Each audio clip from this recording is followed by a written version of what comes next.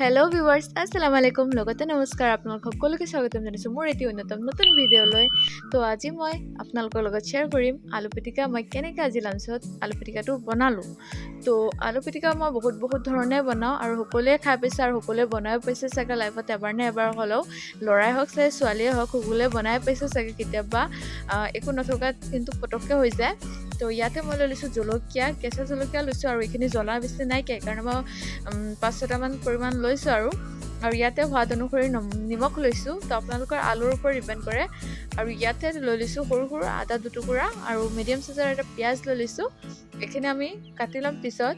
আৰু ইয়াতে চাওক মিডিয়াম চাইজৰ এটা আলু লৈ লৈছোঁ সিজাই লৈছোঁ আৰু লগতে আৰু এটা সৰু আলু লৈছোঁ আলু দুটা কিন্তু মই ভাতৰ ভাপত দি সিজালোঁ আৰু ছাইডত আছে মাছ মছলা পাত এইখিনি মছলা পাত বা ধনিয়া পাত বুলিও কওঁ ঘৰৰ ভাষাত তো সকলোৱে বেলেগ বেলেগ ধৰণে ক'ব পাৰে তো ব'লক আৰম্ভ কৰোঁ আৰু এয়া চাওক আমাৰ জলকীয়াখিনি ভাজি আছোঁ অলপমান তেল দি লৈছোঁ নহ'লে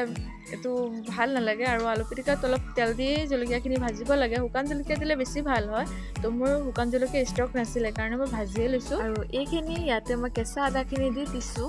আৰু কেঁচা আদা সেইকাৰণে দি দিছোঁ যাতে যিটো নেকি কেঁচা স্মেল কৰে আদাৰ সেইটো যাতে নাইকিয়া হৈ যাওক আৰু তেলত ভজাৰ লগে লগে এটা বেলেগ স্মেল আহি যায় তো কেঁচাও ইউজ কৰিব পাৰে আপোনালোকে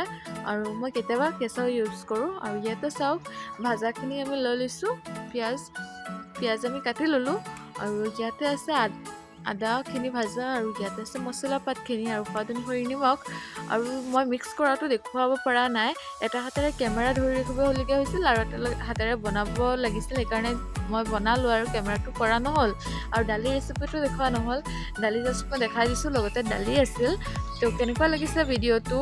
তো আশা ৰাখিছোঁ সকলোৰে ভাল লাগিছে তো আৰু এটা ভিডিঅ'ত আপোনালোক সকলোৰে লগত লগ পাম